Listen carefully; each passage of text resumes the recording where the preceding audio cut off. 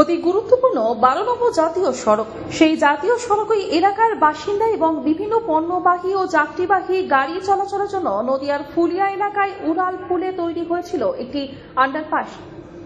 মানুষজনের যাতায়াতের সুবিধার্থে এই আন্ডারপাস তৈরি হলেও বর্তমানে অবশ্য তা নিয়ে সমস্যায় পড়তে হচ্ছে স্থানীয় বাসিন্দাদের। সামান্য বৃষ্টিতে জল দাঁড়িয়ে যায় এই আন্ডারপাস এবং সংলগ্ন সার্ভিস রোডে। আশেপাশের একাধিক গ্রাম পঞ্চায়েতের মানুষজন এই আন্ডারপাস ব্যবহার করেন। এর কাছাকাছি এলাকাতেও রয়েছে ফুলিয়ার গুরুত্বপূর্ণ এবং ব্যস্ত বাজার। একাধিক হাই স্কুল, শান্তিপুর বিডিও অফিসের অবস্থানের কাছেই এলাকাতেই ভূমি সংস্কার, খাদ্য দপ্তর এবং প্রাণী সম্পদ বিকাশ দপ্তরের মতো একাধিক গুরুত্বপূর্ণ সরকারি দপ্তরের অবস্থান রয়েছে। ফলে পড়ুয়া থেকে শুরু করে অফিস যাত্রী, ব্যবসায়ী প্রত্যেকেই দৈনন্দিন নানা কাজে এই আন্ডারপাস এবং সার্ভিস রোড ব্যবহার করেন। পাশাপাশি জাতীয় সড়ক দিয়ে চলাচলকারী বিভিন্ন গাড়িও অনেক সময় এই আন্ডারপাস ও সার্ভিস রোড ব্যবহার করে।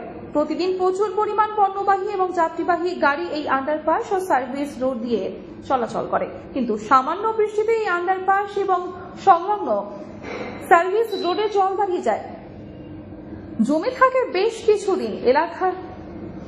এখানকার নিকাশের সমস্যা নিয়ে স্থানীয় বাসিন্দাদের অভিযোগ অনেক দিনেরই। নিত্য প্রয়োজনে এই জল যন্ত্রণা ভোগ করতে হয় তাদের। পাশাপাশি এই দুর্ঘটনার আশঙ্কাও বাড়ছে। এমনকি এলাকার জল উপচে পাশের এলাকায় গিয়ে ক্ষতি করছে মৃৎশিল্পীদেরও। কিছুদিন আগে এখানকার রাস্তা অবরোধ করেন স্থানীয় বাসিন্দা থেকে শুরু করে ব্যবসায়ীরা। অবশেষে এদিন ফুলিয়ার এই এলাকা ঘুরে দেখেন জাতীয় সড়ক কর্তৃপক্ষ। জাতীয় সড়ক কর্তৃপক্ষের নদিয়ার প্রকল্প অধিকর্তা উত্তম সিং